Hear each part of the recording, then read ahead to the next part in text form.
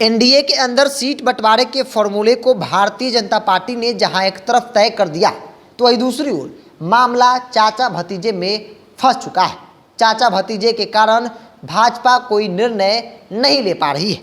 दरअसल हम बात चिराग पासवान और उनके चाचा पशुपति कुमार पारस की कर रहे हैं। आपको याद होगा वो दिन जब दिल्ली में नरेंद्र मोदी एनडीए घटक दल की बैठक कर रहे थे। उस बैठक में बिहार से चिराग पासवान और उनके चाचा पशुपति कुमार पारस के अलावा उपेंद्र कुशवाहा की पार्टी, उपेंद्र कुशवाहा और जीतन राम मांझी की पार्टी शामिल हुई।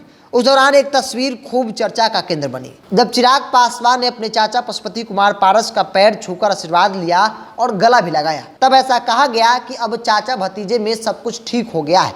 नरेंद्र मोदी ने दोनों के बीच की लड़ाई को खत्म कर दी, लेकिन ये लड़ाई अभी भी खत्म होने का नाम नहीं ले रही है। कोई भी एक दूसरे के साथ कॉम्प्रोमाइज करने को तैयार नहीं है। दरअसल भाजपा ने जहां 31, 6 और 2, 1 के फॉर्मूले को तय किया, जहां 31 सीटों पर भारतीय जनता पार्टी चुनाव लड़ेगी, 6 सीट चिराग पासवान और उनके चाचा पशुपति कुमार पारस को दी जाएगी, यानी कि 3-3 सीट दोनों खेमे में बांट दिया जाएगा। उसके अलावा 2 सीटों पर उपेंद्र कुशवाहा और 1 सीट जीतन राम मांझी को दिया गया है। और इस फॉर्मूले पर चिराग और उनके चाचा के अलावा बाकी सहयोगी जैसे मांझी और कुशवाहा ने तो सहमति जता दी है, लेकिन अब मामला फंस चुका है हाजीपुर लोकसभा क्षेत्र को लेकर। क्योंकि चिराग पासवान के चाचा वहां से सांसद हैं और वो किसी भी हाल में उस सीट पर कॉम्प्रोमाइज करने को तैयार नहीं है। उनका एक नहीं कई ऐसे बयान है जिसमें वो ताल ठोकते नजर आ रहे हैं और ये कह रहे हैं कि किसी भी हाल में वो हाजीपुर नहीं छोड़ेंगे। हाजीपुर सीट हमें विरासत में मिली है। रामविलास पासवान जो उनके नेता, उनके बड़े भाई थे, जीते जी उन्होंने उस सीट से उन्हें मैदान में उतारा और वो चुनाव जीते। तो ऐसे में वो इस सीट के साथ कोई कॉम्प्रोमाइज़ नहीं कर सकते हैं। जब तक जिंदा रहेंगे, जब तक राजनीति करेंगे, तब तक इस सीट को वो किसी भी हाल में छोड़ने वाले नहीं हैं। तो वही उनके भतीजा यानी चिराग पासवान भी इस सीट को छोड़ने के मूड में नहीं है। वो लगातार हाजीपुर का दौरा कर रहे हैं और वो चाह रहे हैं कि किसी भी हाल में भाजपा जो है हाजीपुर की सीट चिराग पासवान के खाते में दे दे।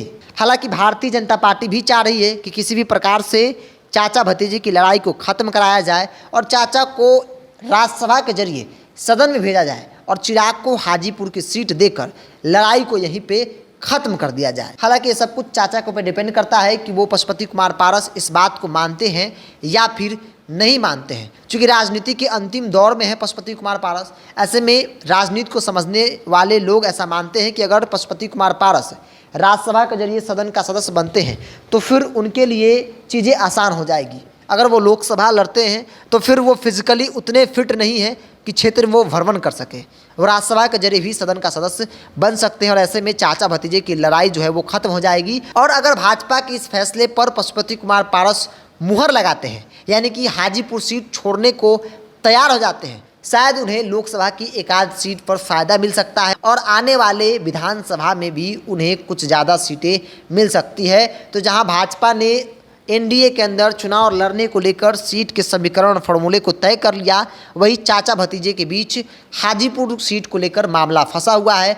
कोई एक दूसरे के साथ कॉम्प्रोमाइज़ करने को तैयार नहीं है। हालांकि भाजपा चाहती है कि किसी भी हाल में चाचा को राज्यसभा भेज दिया जाए, जो कि 6 लोकसभा और 1 राज्यसभा की सीटें चिराग पासवान और उनके चाचा की पार्टी में बांटी जाएंगी। ऐसे में 3-3 के फॉर्मूले बताए जा रहे हैं, लेकिन जो हाजीपुर छोड़ेगा उससे 1 राज्यसभा की सीट जो है वो फायदा हो सकता है। अब देखने वाली बात होगी कि क्या भाजपा के इस ऑफर पर चाचा पशुपति कुमार पारस एग्री होते हैं, मान जाते हैं या फिर नहीं मानते हैं।